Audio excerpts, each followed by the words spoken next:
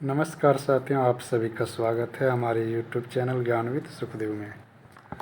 आज हम लेकर आए हैं काफ़ी महत्वपूर्ण टॉपिक है सूर्यकांत त्रिपाठी निराला।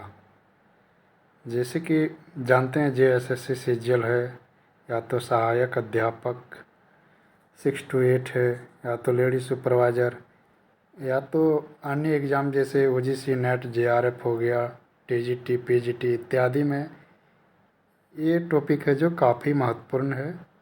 तो आज इसके बारे में विस्तार पूर्वक चर्चा करेंगे और देखेंगे इनके रचनाएं के बारे में, इनके काव्य संग्रह के बारे में, इनके जीवनी के बारे में इत्यादि।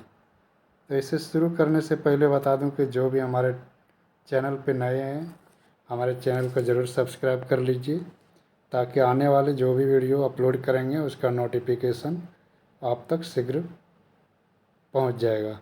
तो चलिए शुरू करते हैं और देखते हैं निराला जी के संबंध में। सबसे पहले देखते हैं निराला जी के जन्म तिथि को लेकर। निराला जी का जो जन्म है वो काफ़ी मतभेद है आलोचकों में। कोई है जो 1896 मानता है, कोई 1897 मानता है, तो कोई 1898, तो कोई 1899। तो देखिए इसके बारे में क्लियर कर देता हूँ कि जो 1896 जो माना है वो डॉक्टर धीरेन्द्र वर्मा हिंदी साहित्य कोश के अनुसार माना जाता है, और 1897 जो डॉक्टर नागेंद्र जी माने हैं, और NCERT जो बुक है उसके अनुसार 1898 ईस्वी में माना जाता है, जबकि 1899 ईस्वी में डॉक्टर रामविलास शर्मा मानते हैं। तो इनका जो ज़्यादा जो माना जाता है वो 1896 आप सब याद रख सकते हैं, और 1898 ये दो फिगर याद रख लीजिए। एग्ज़ाम में अगर आ जाए तो ये दोनों ही ऑप्शन में से कोई एक ही रहेगा। तो 1896 और 1898 याद रखिए। और इनका जन्म है जो बंगाल के महिसादल रियासत जिला मेदिनीपुर में वसंत पंचमी रविवार के दिन हुआ। इनके पूर्वज उन्नाव जिले के थे। तो ये जो वसंत पंचमी रविवार है यहाँ कहीं कहीं आपको मंगलवार भी मिलेगा। तो ये इम्पोर्टेंट नहीं है, इसको कोई ज़रूरी नहीं याद करने के। चलिए आगे देखते हैं। आगे है कि निराला जी की मृत्यु है जो 1961 ईस्वी में इलाहाबाद के दारागंज मोहल्ले में हुआ, जबकि इनकी मृत्यु के बारे में डॉक्टर नागेंद्र जी का मानना है कि इसका निधन 1962 ईस्वी में हुआ। तो आप लोग को 1961 याद रखना है। आगे देखते हैं। सूर्यकांत त्रिपाठी निराला जी छायावाद के 4 आधार स्तंभ में से एक है। अन्य 3 जयशंकर प्रसाद, सुमित्रानंदन पंत और महादेवी वर्मा। यानी जो छायावाद है उसके 4 स्तंभों में से एक सूर्यकांत त्रिपाठी निराला जी हैं। और ये जो महादेवी वर्मा है इनसे निराला जी का काफ़ी अच्छा खासा संबंध भाई बहन का था। आगे है कि रविवार के दिन जन्म होने के कारण सूरज कुमार या सूरज कुमार एवं सूर्य कुमार आदि नाम भी मिलते हैं। यानी निराला जी का जो जन्म के बाद का नाम है वो सूरज कुमार मिलेगा, ये बचपन का नाम है। आगे देखते हैं इनके शिक्षा के बारे में। इनके शिक्षा के बारे में देखते हैं। निराला जी की शिक्षा बंगाली माध्यम से शुरू हुई। हाई स्कूल पास करने के पश्चात उन्होंने घर पर ही संस्कृत और अंग्रेजी साहित्य का अध्ययन किया। हाई स्कूल करने के पश्चात वे लखनऊ और उसके बाद गढ़कोला उन्नाव आ गए। प्रारंभ में ही रामचरितमानस उन्हें बहुत प्रिय था। वे हिंदी, बांग्ला, अंग्रेजी और संस्कृत भाषा में निपुण थे और श्री रामकृष्ण परमहंस, स्वामी विवेकानंद और श्री रविंद्रनाथ टैगोर से विशेष रूप से प्रभावित थे। 10वीं कक्षा में पहुंचते पहुंचते इनकी दार्शनिक रुचि का परिचय मिलने लगा। निराला स्वच्छंद प्रकृति के थे और स्कूल में पढ़ने से अधिक उनकी रुचि घूमने, खेलने, तैरने और कुश्ती लड़ने इत्यादि में थी। संगीत में उनकी विशेष रुचि थी। अध्ययन में उनका विशेष मन नहीं लगता था। और जो निराला जी के पत्नी का है वो काफ़ी योगदान रहा है उनके साहित्य, हिंदी साहित्य को बढ़ावा देने में उनकी पत्नी का काफ़ी योगदान रहा था। आगे देखते हैं, इनके पिताजी का नाम जो पंडित राम सहाय, वह महिषा दल में सिपाही की नौकरी करते थे। और इनका मृत्यु है जो निराला जी के जन्म के 20 साल के बाद हो गया था। आगे देखते हैं, माता रुक्मणी देवी, निराला जी के 3 साल के थे तब उनकी माता की मृत्यु हो गई थी। पत्नी मनोहरा देवी, पुत्री सरोज। और बता दें कि प्रथम विश्व युद्ध की महामारी में इसकी पत्नी है जो मनोहरा देवी की मृत्यु हो गई, और साथ ही साथ इनके चाचा हो गए, भाई हो गए और भाभी का भी निधन हो गया था। और जो एकमात्र पुत्री थी, इसका भी ये जो मृत्यु शादी के बाद शीघ्र हो गई। आगे देखते हैं, निराला जी रामकृष्ण परमहंस एवं स्वामी विवेकानंद के दार्शनिक परिवेश से अत्यधिक प्रभावित थे। अगला पॉइंट देखेंगे, सूर्यकांत त्रिपाठी निराला जी के सम्मान में 1976 ईस्वी में भारत सरकार ने एक डाक टिकट जारी किया था। आगे उपनाम, यानी निराला जी का उपनाम क्या क्या है देखिए, नए कवियों का गोरखनाथ के नाम से भी जाना जाता है, बसंत का अग्रदूत, छायावाद, प्रगतिवाद, प्रयोगवाद का पथ प्रदर्शक, मतवाला पत्र का संपादन संभालने के बाद अपने निराले व्यक्तित्व के अनुरूप उन्होंने निराला उपनाम रख लिया। गंगा प्रसाद पांडे द्वारा महाप्राण निराला आलोचना ग्रंथ में इनको महाप्राण नाम प्रदान किया गया है। आगे देखते हैं, आलोचकों द्वारा निराला जी को छायावाद का शलाका पुरुष एवं छायावाद का रुद्र यानी महेश भी कहा जाता है। निराला मुक्तक छंद के प्रवर्तक माने जाते हैं। मुक्तक छंद को केंचुआ या रबर छंद भी कहा जाता है। तो ये सारे पॉइंट्स है जो काफ़ी महत्वपूर्ण है, इसे ज़रूर याद रखिएगा। आगे देखते हैं निराला जी के प्रमुख कथन। पहला है कि निराला ने कवित्व छंद को हिंदी का जातीय छंद कहा है। अगला है, भावों की मुक्ति छंदों की मुक्ति भी चाहती है। यहाँ भाषा, भाव और छंद तीनों स्वच्छंद है। ये जो माधुरी पत्रिका में लिखा गया है। अगला देखते हैं, मनुष्य की मुक्ति की तरह कविता की भी मुक्ति होती है। मनुष्य की मुक्ति क्रम के बंधन से छुटकारा पाना है और कविता की मुक्ति छंदों के शासन से अलग हो जाना है। ये वाक्य है जो परिमल काव्य संग्रह की भूमिका में लिखा गया है। अगला है, कविता स्त्री की सुकुमारता नहीं, कवित्व का पुरुष गर्व है। यह माधुरी पत्रिका में लिखा गया है। आगे देखते हैं, कार्य क्षेत्र। 1922 से 32 ईस्वी के बीच कोलकाता में प्रसिद्ध हुए समन्वय का संपादन किया। साथ ही साथ 1923 अगस्त से मतवाला संपादक मंडल में भी कार्य किया था। फिर उन्होंने लखनऊ में गंगा पुस्तक माला कार्यालय में मासिक पत्रिका सुधा 1934 के मध्य के साथ संबंध में रहे थे। कुछ समय उन्होंने लखनऊ में ही बिताया। 1934 से 1940 तक, 1942 से मृत्यु तक इलाहाबाद में रहकर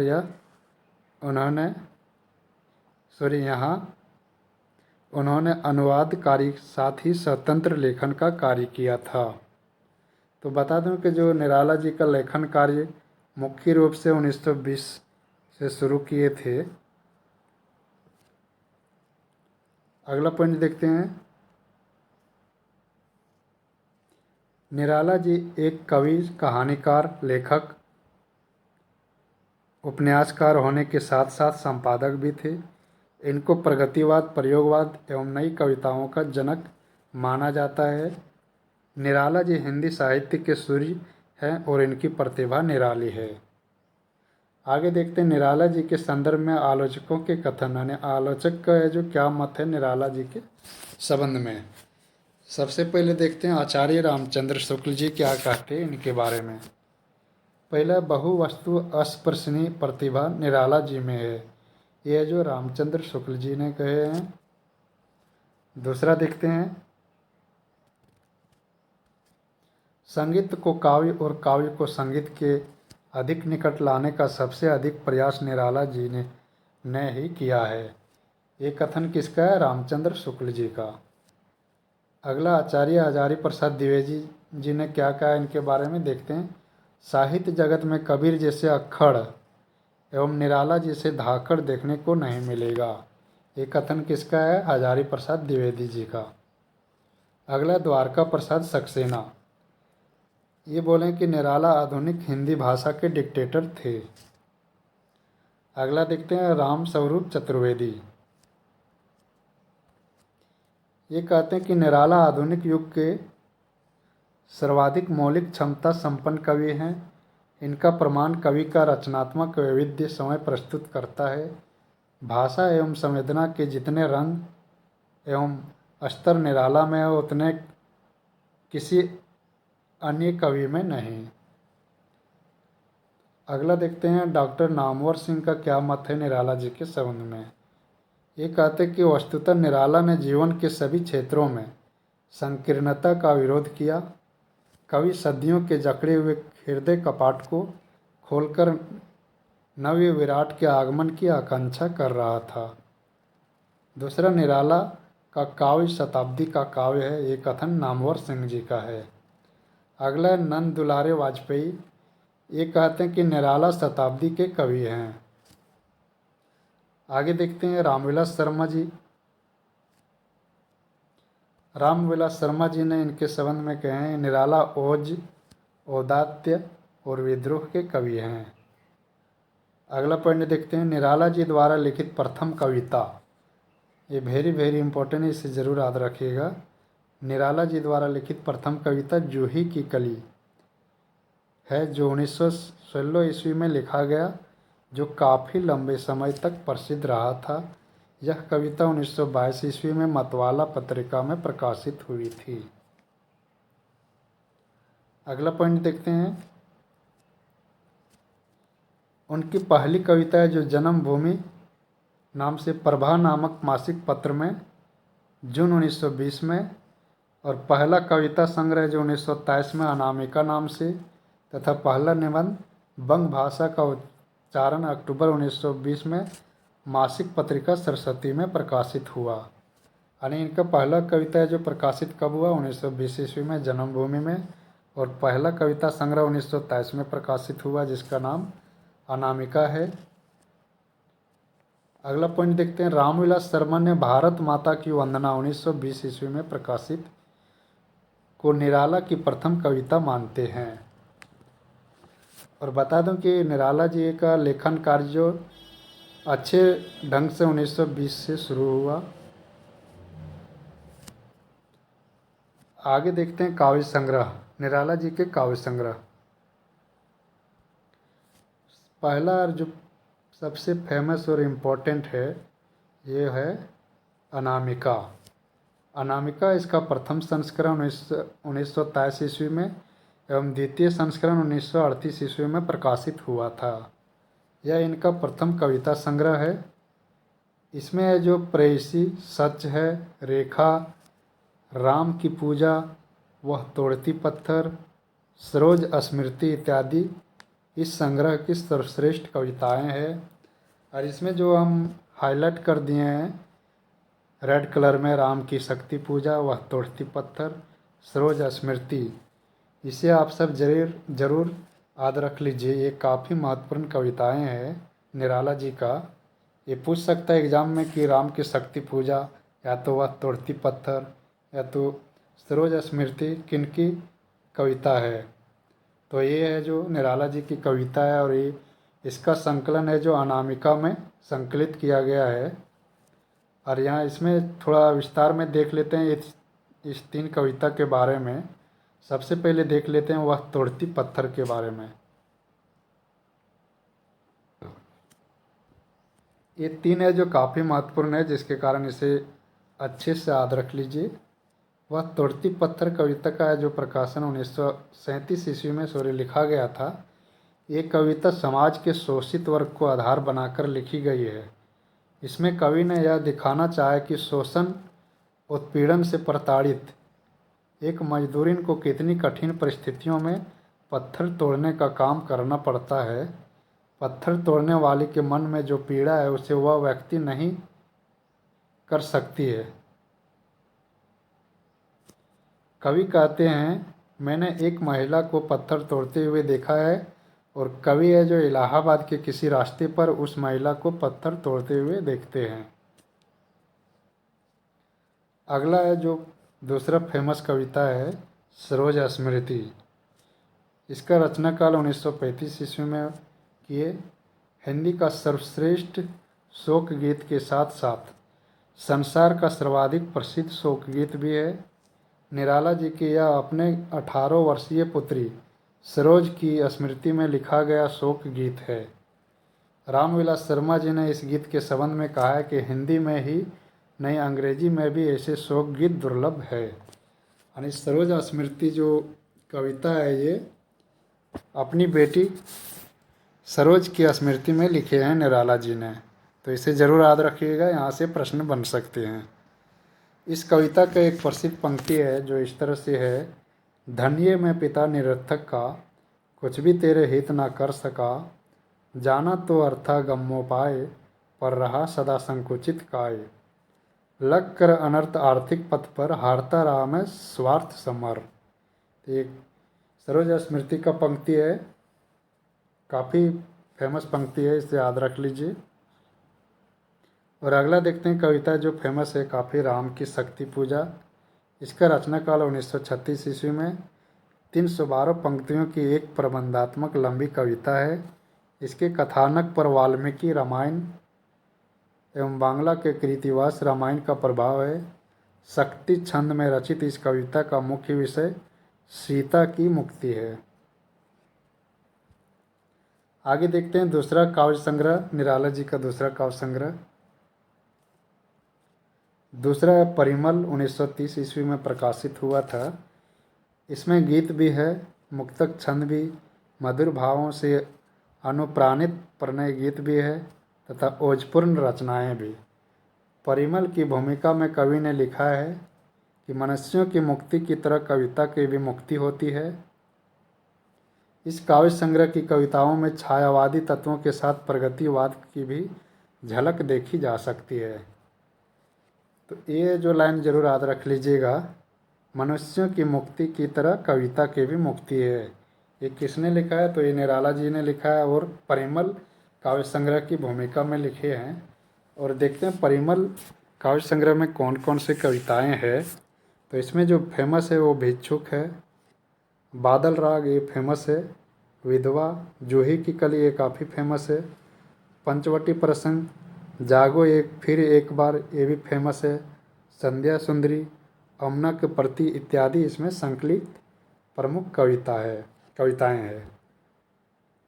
तो इसमें से आप सब बादल राग है, जूही की कली, जागो फिर एक बार, अमना के प्रति जरूर याद रखिएगा।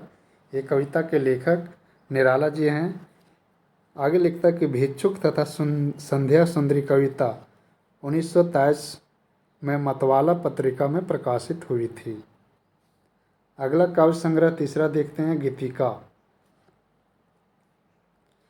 गीतिका का प्रकाशन 1936 ईस्वी में हुआ। इसमें 4 प्रकार के गीत हैं, नारी सौंदर्य, प्रकृति संबंधी, प्रार्थना परक और विचार प्रधान। अगला पॉइंट है कि इसमें लिखा है, इस पुस्तक का समर्पण निराला जी ने अपने स्वर्गीय पत्नी श्रीमती मनोहरा देवी को किया है। चौथा काव्य संग्रह तुलसीदास, जिसका प्रकाशन वर्ष 1938 है। इसके प्रथम 5 अंकों का प्रकाशन 1935 ईस्वी में सुधा पत्रिका में हुआ था। यह इनका श्रेष्ठ प्रबंधात्मक काव्य है। इसमें कवि ने गोस्वामी जी के माध्यम से भारतीय परंपरा के गौरवशाली मूल्यों की प्रतिष्ठा दिखाने का प्रयास किया है। अगला है कुकुरमुत्ता, 1942 में प्रकाशित हुआ है जो, ये भी काफ़ी फेमस काव्य संग्रह है। यह प्रतिवादी कविता है। इसमें पूंजीपतियों पर व्यंग किया गया है। इसमें उर्दू एवं अंग्रेजी के शब्दों का प्रचुर प्रयोग किया गया है। नंद किशोर नवल ने कुकुरमुत्ता को संपूर्ण आधुनिक हिंदी कविता का प्रस्थान बिंदु कहा है, जबकि प्रभाकर माचवे ने कुकुरमुत्ता को ही निराला की कविता का प्रस्थान बिंदु कहा है। कुकुरमुत्ता की प्रसिद्ध पंक्ति देखिए, अबे सुन बे गुलाब भूल मत जो पाई खुशबू रंगो आब, खून चूसा खाद का तूने अशिष्ट, डाल पर इतराता है कैपिटलिस्ट। तो ये जो कुकुरमुत्ता का प्रसिद्ध पंक्ति है इस काव्य संग्रह का। आगे देखते हैं अनिमा। अनिमा का जो प्रकाशन 1943 ईस्वी में हुआ। इस काव्य संग्रह में 44 कविताएं संकलित है।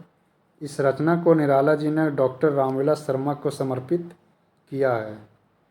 इसमें जो मैं अकेला गहन है यह अंधकार, बादल छाए, दलित जन पर करो करुणा इत्यादि कविताएं संकलित है। अगला देखते हैं सातवां बेला। इसका प्रकाशन 1946 ईस्वी में हुआ था। बाहर में कर दिया हूँ जल्द जल्द पैर बढ़ाओ, काले काले बादल छाए ना आए इत्यादि कविताएं इसमें संकलित है। अगला देखते हैं आठवां नए पत्ते। नए पत्ते का प्रकाशन वर्ष भी 1946 है।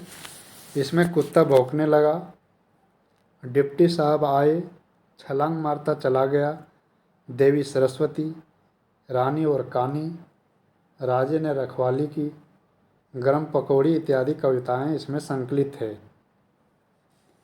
अगला अर्चना। इसका प्रकाशन वर्ष 1950 है। आराधना। इसका प्रकाशन वर्ष 1953। गीतपुंज होगा, इसका प्रकाशन वर्ष 1954। और अगला संध्या काकली। इसका प्रकाशन वर्ष 1964। ये अंतिम काव्य संग्रह है। इसका जो प्रकाशन है इसके निराला जी के मृत्यु उपरांत हुआ, क्योंकि इसका जो मृत्यु 1961 ईस्वी में हो गया था। आगे देखते हैं। आगे लिखा है कि निराला रचनावली के अनुसार निराला जी की कुल मौलिक कविताओं की संख्या 736 तथा अन्य अनुदित कविताएं 17 है। निराला जी काव्य भाषा में शुद्ध खड़ी बोली का प्रयोग प्रचुर मात्रा में हुआ है। खड़ी बोली पर उनका पूर्ण अधिकार था। अन्य प्रसिद्ध कविताएं भारती वंदना, अभी ना होगा मेरा अंत, पथ आंगन पर रख कर आई, खुला आसमान, खून की होली जो खेली, जागो फिर एक बार इत्यादि इनके प्रसिद्ध कविताएं हैं। आगे देखते हैं इनके उपन्यास के बारे में। इन्होंने उपन्यास भी लिखे थे, तो देखते हैं उपन्यास में। यहाँ एक पॉइंट है, छायावाद में स्वच्छंदतावादी पद्धति के प्रेम मूलक उपन्यास लेखन का श्रेय निराला जी को जाता है। इसे याद रख लीजिएगा। इसका उपन्यास है अप्सरा 1931 में, अलका 1933, निरुपमा 1936, प्रभावती 1936, कुल्ली भाट 1939 ईस्वी और बिल्ले सुर बकरिया 1941 ईस्वी में प्रकाशित हुआ था। और कुछ है जो इनका अपूर्ण उपन्यास भी है जो पूरा नहीं कर सके थे। उसमें से चमेली 1941, चोटी की पकड़ 1946, अगला है काले कारनामे और इंदुलेखा। अगला देखते हैं अनुदित उपन्यास। अनुदित उपन्यास में आ जाता है आनंद मठ, कपाल कुंडला, दुर्गेश नंदिनी, कृष्णकांत का, देवी चौधरानी, राजरानी, राज सिंह आदि। इनके निबंध संग्रह के बारे में भी देख लेते हैं। इनका निबंध संग्रह है प्रबंध पद्म 1934 ईस्वी में। इसमें 2 भाग है, प्रबंध प्रतिमा 1940, चाबुक 1951, चयन 1957, संग्रह 1963 ईस्वी में प्रकाशित हुआ था। इनके कहानी संग्रह देखते हैं। कहानी संग्रह में आ जाएगा लिली, इसे ज़रूर याद रख लीजिएगा, लिली फेमस है। सखी 1935, सुकुल की बीवी 1941, देवी 1948 ईस्वी, चतुरी चमार 1945 ईस्वी। सखी कहानी संग्रह का ही संशोधित रूप को चतुरी चमार के नाम से प्रकाशित किए। आगे देखते हैं। आलोचनात्मक ग्रंथ निराला जी की साहित्य साधना 3 भाग में डॉक्टर रामविलास शर्मा द्वारा रचित है। इसके प्रथम भाग 1969 ईस्वी के लिए रामविलास शर्मा जी को 1970 ईस्वी में साहित्य अकादमी पुरस्कार मिला। यानी निराला की साहित्य साधना के लेखक कौन है? डॉक्टर रामविलास शर्मा। इनके लिए जो इसको 1970 ईस्वी में साहित्य अकादमी पुरस्कार दिया गया। इनका नाटक एक है पंचवटी प्रसंग, 1934 में प्रकाशित हुआ था। अगला पॉइंट है 1916 ईस्वी में इसका हिंदी बांग्ला का तुलनात्मक व्याकरण सरस्वती पत्रिका में प्रकाशित हुआ। अगला है निराला जी का संपूर्ण साहित्य निराला रचनावली 8 खंडों में संग्रहित है। तो ये थे निराला जी से संबंधित महत्वपूर्ण जानकारियाँ, और आशा करते हैं कि इससे ज़्यादा जो एग्ज़ाम में नहीं आएगा। तो आप सबको होप कि वीडियो पसंद आया हो। आप सब ज़रूर इसे लाइक कर दीजिए, शेयर कर दीजिए, और जो भी नए हैं चैनल को सब्सक्राइब कर लीजिए। तो इस वीडियो में इतना ही, मिलते हैं नेक्स्ट वीडियो में। धन्यवाद।